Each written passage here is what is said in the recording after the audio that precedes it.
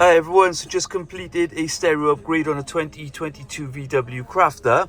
Now what I've gone for the brand new Kenwood DMX-F920DS. Now looking at it at the moment, it looks absolutely phenomenal. So it's a 9-inch screen, similar to what we've seen before, but it's full on Kenwood with all the new technology. So at the moment, I've got my CarPlay built in. If I go onto home, I've got all my features on here, things like your digital radio.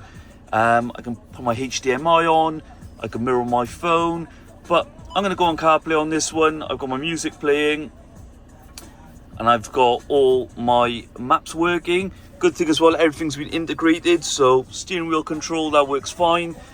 We've integrated the factory reversing camera, so that all works with a nice big display, and also we've got the SOS working on there. Now, one of the features of this screen, which I absolutely love, it's fixed there at the moment, but easily you can just swivel it. So I'm just going to put it like that. You can go left, right. If the sun's glaring, essentially you can angle it the way you want. So at the moment it's completely directing to me, but feel free to set your preference. But overall, we're an absolutely amazing screen.